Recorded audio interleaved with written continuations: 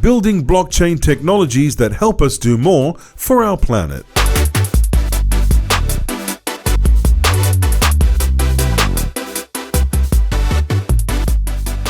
Good afternoon, everyone. My name is Fernando Antunes. I am professor and marketing strategy consultant for tech and crypto companies. I would like to thank Sigma again for the invitation and all of you for joining us today. And here we are with Dr. Sarah Grace Manski. So we are going to start to talk about blockchain, society, and sustainability. We live in a society requiring movements to more innovative and sustainable future. Our society has more significant concerns about our environment and issues arising from climate change and many other megatrends every day. Increasingly, we see that managing these concerns is a challenge for all of us. Today, we'll have the opportunity to explore how the development of blockchain technology can align with the vision of a sustainable society and go beyond the discussion. So, the blockchain technologies can help us to do more for our planet. To talk about this, we are going to speak today with Dr. Manski. And let's begin. To start our conversation, I would like to present yourself first, and after that I will start to make some questions for you. Of course. Thank you. Yeah, my name is Sarah Manski, and I'm a professor of business and global affairs at George Mason University. I also am the founder of a technology company hosting USB.io that is designed to maintain the holochain network using environmental friendly mining. Okay, thank you. So to start our conversation, can you explain to us in a few words what blockchain technology is? Sure. Just to be sure if everybody here I think it's a little habitué with this kind of concept, but to align this one, I think it's important to... Yeah, absolutely. Blockchain technology is simply a ledger of accounts that is maintained and owned by all of the users. So traditionally you'd have data in a silo, and now the data is spread out among all the users. All right. So, Doctor, when we talk about megatrends like climate change, urbanization, demographic growth, digitalization, for example, we are discussing about global challenges that highly depend on local action and the use of new technologies. What can we do with blockchain technology to face these challenges? So what is different about this new wave of technologies, and how can they be used to address pressing global problems? Right. So the unique thing about this wave of technologies, blockchain being one of them, is that they're all decentralizing. They move power from the center to the edges. And that's useful for solving lots of global problems.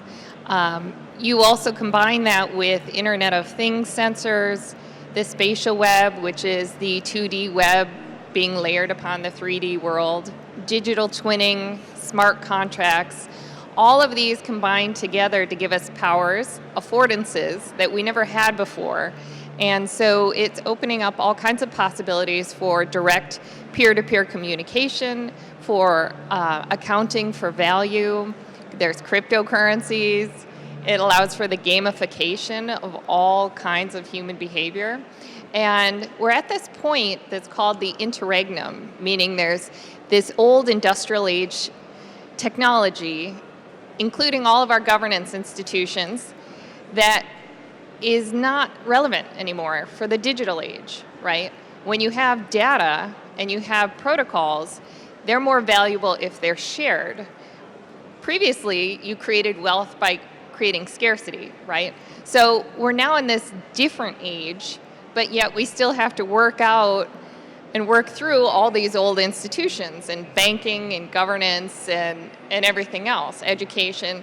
So we're in this transition period right now, and once we move successfully into the new digital age, things will look radically different, and I think we'll have a lot of opportunity to solve global problems. All right. So, and we hear a lot about the relationship between growth development and environmental protection. But how can blockchain technology help to get a better balance and bridge the gaps? Right. So you can't have infinite growth on a finite planet. So we have to figure out how to close the supply chain loop, how to do almost 100% recycling, how to not extract from the planet. And so blockchain technology is very good for supply chain tracking. It's very good for increasing efficiency in supply chains. And through blockchains and through digital twinning, you can, say, create a digital twin of a particular manufacturing process and then see if you were doing it the most efficient way possible. There's also AI that is becoming more and more sophisticated that we can ask to help us solve pressing problems. All right. So as you said, blockchain is well recognized for its benefits on traceability and trust. But what can blockchain deliver better than operations that eventually do not use its technology? Right. Well, I mean, blockchain isn't for everything, but it's very useful with creating DAOs, and there are a lot of DAOs designed to keep carbon in the ground or do carbon accounting. And so blockchain is very good for distributed governance and keeping track of materials and environmental issues around the world. Yeah, and when we speak about sustainability, when we approach the topic of token mining, for example, one of the main issues that come up is related to the energy consumed in its process. And it's just a matter of market perceptions and what can be done to mitigate this problem. Well, the burning of fossil fuels is a problem regardless of whatever kind of commodity you're producing. So if you're producing a cryptocurrency through the burning of fossil fuels, that's bad. If you're producing an iPhone, it's bad, right? So just to pick on Bitcoin or some cryptocurrency and say, well, that's destroying the environment, that's kind of an unfair challenge, really, for crypto to overcome. And a lot of crypto mining is now using renewable energy, and it makes sense economically and also for the planet. And people who run mining companies, they don't want to trash planet Earth either, right? So in this process of mining, we need to figure out how to build technologies in a sustainable way moving forward. Yeah. In coming back to the supply chain that we were talking before, do you think the blockchain technology can add value to complex supply chains such as waste management, for example? And what are the benefits that you see? Oh, absolutely. Blockchain and combining that with the Internet of Things and the spatial web and smart contracts all together can make supply chains extremely efficient. You imagine the backups that are happening in the ports that could be mitigated through the use of these technologies. And also, we wouldn't have to keep so much inventory on hand in supply chains that are super efficient and right on order. All right. And what about NFTs? So we know that non-fungible tokens are often considered modern-day collectibles, but how can the application of NFTs and tokenized currencies benefit sustainability? Well, there are many uses for NFTs. I mean, NFTs, if you think about digital in-game items, people have been purchasing them, but they were specific to a particular game. And so you couldn't bring your flaming sword to another platform. Well, now NFTs are digital items that you own that should be cross-platform available.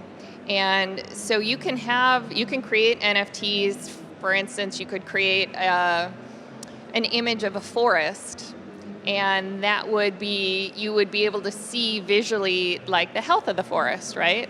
And so that could be one kind of indicator, a visual indicator of some ecosystem. You could also use NFTs as a membership badge NFTs are being used like as tickets for people to enter into venues. You can use NFTs to raise money for environmental organizations with art, or there's a lot of different uses. Yeah, there's a lot of uses. So, and my last two questions for today, it's a great pillar of an eco-friendly society is the engagement of stakeholders. So, how do you think blockchain technology can empower all the stakeholders by incentivizing them to share their data? Well, self-sovereign identity, which means you own your data instead of, say, Facebook owning your data, allows people to monetize it, and also then you don't have to share everything with every website, so it keeps your data more secure and safe. Also, we can do micro payments, so you could have a platform that kept track of volunteerism, for instance, and we could all contribute to somebody who improves the neighborhood, or donate to organizations around the world that need help. All right. And on that topic, what do we need to do better to disseminate these projects and initiatives and improve the adoption of all the stakeholders? Well, right now we're early in the process, even though the first blockchain started at the end of 2008, and we need to create applications that are super user-friendly, so the average person doesn't even know they're using a blockchain, right? It needs to be as easy as creating a Facebook account or all the other apps we have on our phones, and so that's the next phase, making usability totally accessible by everybody and not just the technologists and experts. All right. So, do you want to take the last message for our audience? Sure.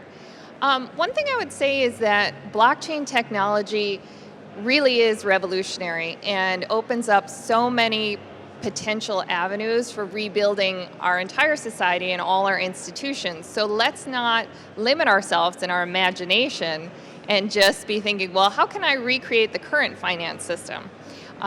There's all kinds of ways of growing the commons, providing housing, food, universal basic income to all the people of the world. And I would like that the people watching this and listening think about, what are the pressing problems that you would like to solve, and jump in and try to solve them, because a lot of work is light with many hands, so let's do this together. All right. Thank you, Dr. Manski. Thank you, Sigma. Thank you, audience. See you next time. Thanks.